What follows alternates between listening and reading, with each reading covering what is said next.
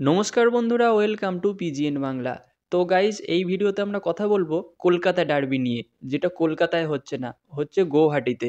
তো এই বিষয়ে আমি আগে যে কটা ভিডিও বানিয়েছিলাম তোমাদের আমি বলেছিলাম যে এবারের কলকাতা ডার্বি মানে যেটা 11 তারিখ হতে চলেছে সেটা কলকাতায় হবে না, হবে উড়িষ্যা অথবা জামশেদপুর, এই দুটো জায়গার মধ্যে যে কোনো একটা জায়গায়।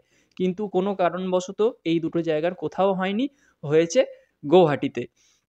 তো অবশ্যই এটা বাঙালিদের জন্য একটা খারাপ সাইন। বাঙালি ফুটবল লাভার, যারা ফুটবল প্রেমী মানুষ আছো, সেটা মোহনবাগান হোক, ইস্টবেঙ্গল হোক বা মোহামেডান সাপোর্টার যেই হও না কেন, তাদের জন্য অবশ্যই এটা একটা খারাপ দিক। কারণ কলকাতা ডার্বি কলকাতায় হচ্ছে না, হচ্ছে কলকাতার বাইরে।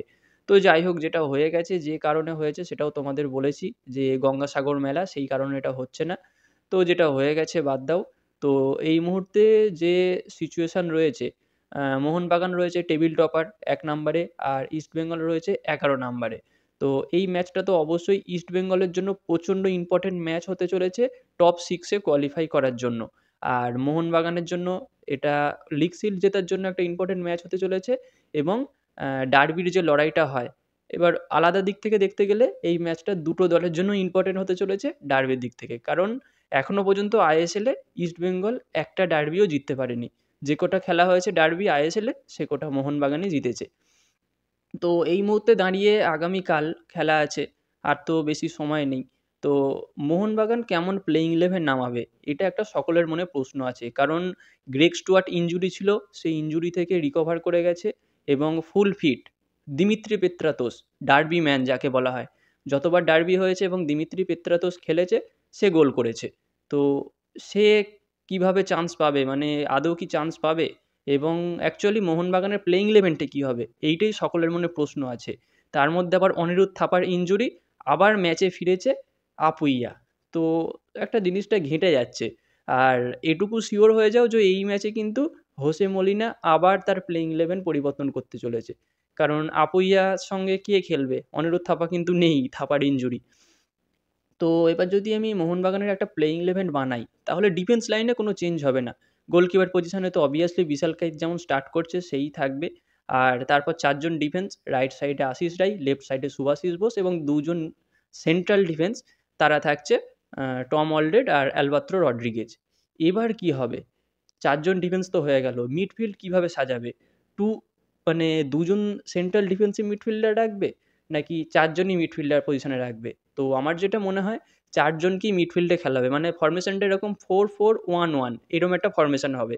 এবার যে ৪ জন মিডফিল্ডার, তারা কারা থাকবে? অল ইন্ডিয়ান মিডফিল্ডে অবশ্যই যেতে হবে।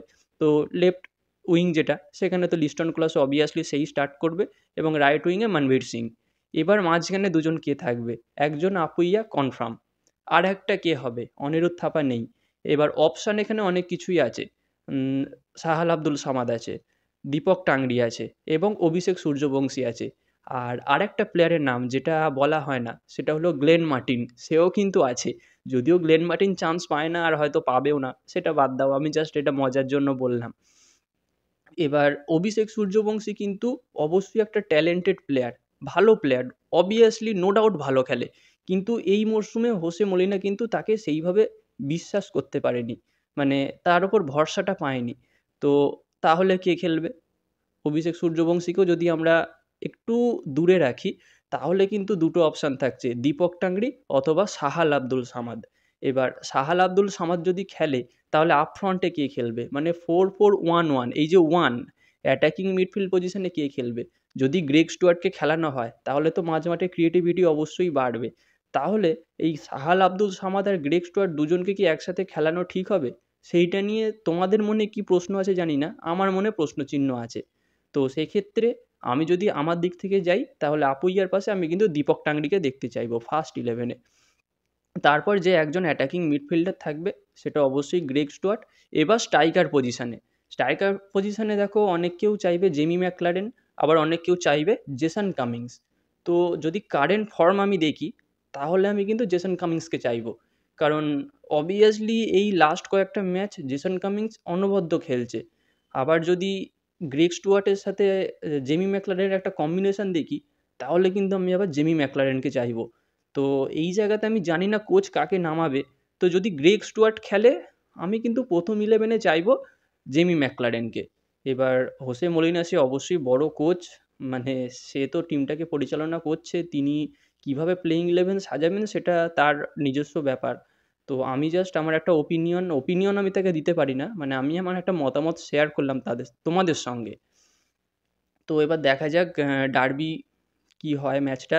আর তোমরা একটা প্রেডিকশন করে যাও যে কে জিতবে এবং কত গোলে জিতবে, বা ম্যাচটা কি ড্র হবে, সেই বিষয়েও তোমাদের যা মতামত তোমরা অবশ্যই কমেন্ট বক্সে জানিয়ে দিয়ে যেও। এবং এর পরবর্তীতে আবার মোহনবাগানের খেলা আছে 17 তারিখে, সেটা তো জামশেদপুরের সঙ্গে তোমরা জানো। তো চলো দেখা যাক ম্যাচে কি ফলাফল হয়। আর আরেকটা জিনিস কি, ইস্টবেঙ্গলের কোচ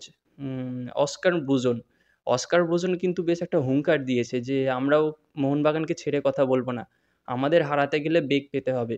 তবে জিনিসটা যে খুব একটা খারাপ বলেছে সেটা না। কার্লোস কোয়াদ্রাতের পরে অস্কার ব্রুজন কিন্তু ইস্টবেঙ্গলের দায়িত্ব নেওয়ার পরে ইস্টবেঙ্গল টিমটা যথেষ্ট ভালো খেলছে, মানে বেশ ভালো রেজাল্ট করছে, একটা ফাইট দেখা যাচ্ছে, ইস্টবেঙ্গল প্লেয়ারদের মধ্যে একটা মনোভাবটা অন্যরকম আসছে। কিন্তু তাদের অনেক সমস্যা আছে। প্রথমত মাদি তালাল, সে তো পুরোপুরি ছিটকে গিয়েছে। তারপর গত ম্যাচে আনোয়ার আলী, তাদের যে ডিফেন্সের একটা স্তম্ভ ছিল, আনোয়ার আলীর কিন্তু ইনজুরি। তো আনোয়ার আলীও যতদূর সম্ভব সে খেলতে পারবে না। মানে ম্যাচে আসছে, ম্যাচে নয় প্র্যাকটিসে আসছে, কিন্তু তাকে প্র্যাকটিস করতে কিন্তু দেখা যাচ্ছে না। তো আনোয়ার আলী যদি না খেলে তাহলে কিন্তু ডার্বির গুরুত্ব অনেকটা কমে যাবে। অলরেডি কমে গেছে, কলকাতা থেকে যখন গৌহাটিতে সরে গেছে তখন তো বেশ কী বলবো, অর্ধেকটা গুরুত্ব কমেই গেছে ডার্বির। এবার তারপর যদি আনোয়ার আলী না খেলে তাহলেও কিন্তু ডার্বির গুরুত্ব অনেকটাই কমে যাচ্ছে। তো দেখা যাক, হিজাজি মাহের সে গতদিন মানে ইস্টবেঙ্গলের খলনায়ক হয়ে গেছে। তাকে তো ইস্টবেঙ্গল সমর্থকরা জানা তাই করছে। তার একটা ভুল থেকেই লাস্টে গোল মানে হয়ে গেল, ইস্টবেঙ্গল হেরে গেল। ম্যাচটা ড্রর দিকে যাচ্ছিল মুম্বাইয়ের সঙ্গে। তাদের ঘরের মাঠে, মানে আমাদের যুব ভারতীতে খেলাটা হচ্ছিল। তো দেখা যাক, আপ ফ্রন্টে তো দিমিত্রিয়াস ডিয়ামেন্ডাকস আছে, ক্লেইটন সিলভা আছে, আবার ডেভিড আছে, এবং লেফট সাইডে থাকছে পিভি বিষ্ণু। এবার ডিফেন্সের ওপর একটা ভালো দায়িত্ব থাকবে পিভি বিষ্ণুকে সামলানো। আর যদি পিভি বিষ্ণুকে আটকাতে পারে তাহলে ধরে নাও মোহনবাগান কিন্তু ম্যাচটা জিততে চলেছে।